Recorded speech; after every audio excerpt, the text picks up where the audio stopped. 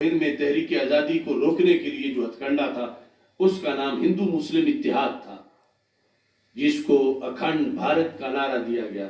ہندو مسلم اتحاد کے مسلمان اور ہندو معاذ اللہ ایک ہیں، اور اس اکائی اور وحدت کی بنیاد کیا ہے؟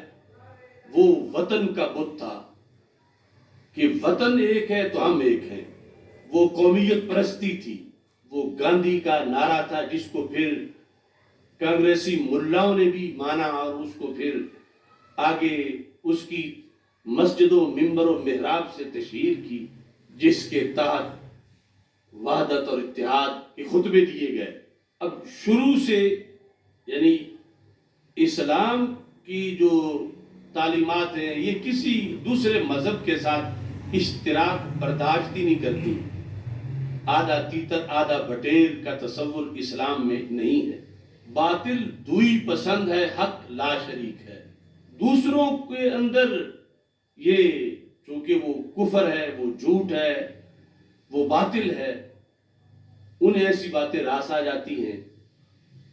ان کا کوئی کہنے والا یہ کہہ سکتا ہے دوسروں کا دل جیتنے کے لیے کہ میرے نزدیک معاذ اللہ سارے مذہبوں میں کچھ نہ کچھ غلطیاں ہیں۔ یہ گاندھی کی تقریریں ہوا کرتی تھیں کہ مسلمان سمجھے یہ تو پھر اپنے مذہب میں بھی غلطی سمجھتا ہے، تو یہ تو نرم ہے۔ اب مومن تو یہ نہیں کہہ سکتا کیونکہ مومن کے مذہب میں کوئی غلطی نہیں ہے۔ اس طرح کے یعنی یہ جس طرح آج کچھ لبرل علماء ہیں یا سکالر ہیں، یہ پرانا ایک ہتھ کنڈا ہے دین اسلام کے خلاف۔ یعنی کہیں وحدت وطنیت ہے، اگر وطن کا بت نہیں ملا تو پھر وحدت انسانیت ہے کہ سارے جو انسان ہیں، تو پھر انسانی بنیاد کو سوچنا چاہیے۔ اس گاندھی کہتا تھا کہ جب وطن ایک ہے تو پھر اس بنیاد کو سوچنا چاہیے۔ یعنی یہ وحدت ادیان یا صلح کلیت یا یہ سارے وہی چیزیں ہیں جو جن کے اندر پیچھے ایک ہی فلسفہ ہے کہ اسلام کسی باطل کو اپنے ساتھ مکس نہیں ہونے دیتا، اور باطل ہمیشہ یہ چاہتا ہے کہ کسی نعرے کے ذریعے یہ اسلام کے ساتھ مکس ہو، کیونکہ اسلام ایسا نہیں ہے جو تجزی کو قبول کرے کہ بندہ آدھا مومن ہو آدھا کافر ہو۔ اگر کافر ہے تو پورا کافر ہے، اگر مومن ہے تو پورا مومن ہے۔ ایمان ہے، اس کے اندر تھوڑا سا بھی جب کفر آئے گا تو سارا کفر ہو جائے گا۔ تو یہ پرانی تقریریں تھیں جو مشرکین مکہ سے لے کر گاندھی تک اور پھر آج کے جو صلح کلی ہے ان تک۔ کوئی کہتا ہے کہ اس وقت ہند ایک درخت ہے اور سارے مذہب اس کی ٹہنیاں ہیں، تو ساری ٹہنیوں کی نشو و نما ہوگی تو پھر ہند کی نشو و نما ہوگی۔ تو اگر تم کسی ٹہنی کو کاٹتے ہو تو پھر تم ہند کا نقصان کر رہے ہو، پھر اپنے ملک کا نقصان کر رہے ہو۔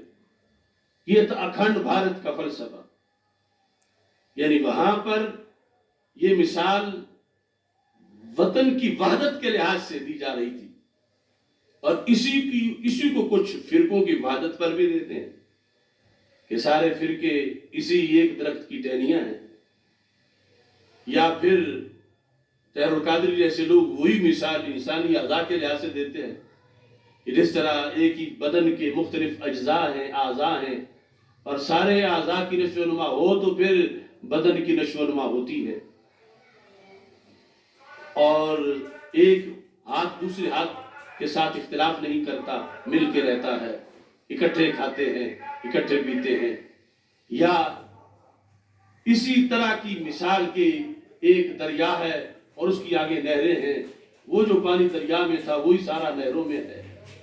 کسی نے اسی ہند کو یہ پانی کہا، یہ درخت کہا، یہ جسم کہا، کسی نے انسانیت کو سامنے رکھ کر یہ مثالیں دیں، اور کسی نے پھر جو بد عقیدہ اور بد مذہب ہیں انہوں کو اپنا حصہ ثابت کرنے کے لیے مثالیں دیں۔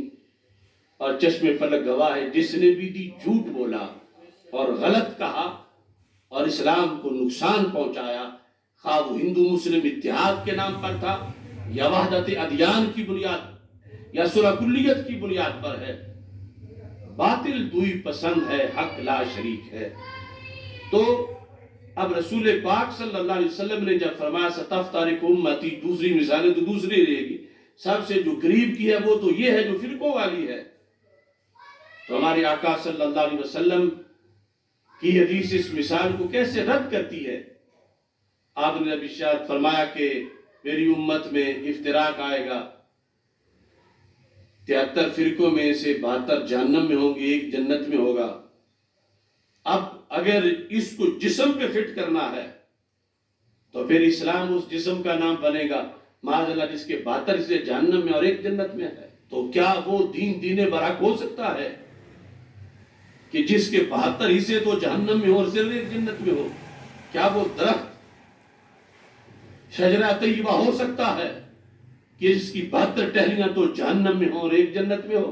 تو یہ سب لوگوں کے گھڑے ہوئے غلط فلسفے تھے جن کا قرآن و سنت سے کوئی تعلق نہیں تھا، نہ ہے. اور ہندو مسلم اتحاد کا نعرہ لگانے والے بھی اسی کا آسرا لے رہے تھے. کروڑوں سلام علماء اہل سنت کو جنہوں نے اس فلسفے کے مقابلے میں مکی مدنی فلسفہ پیش کیا، اور تب جا کے پاکستان بعد سے وجود میں آیا.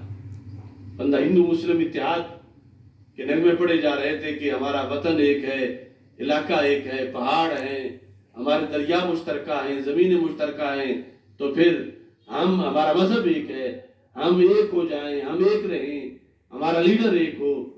تو یہ ساری باتیں کس لیے تھیں؟ حق کا رستہ روکنے کے لیے. ان کا جواب دے کر پاکستان حاصل کیا گیا کہ ان کا نظریہ اور ہے، ہمارا نظریہ اور ہے.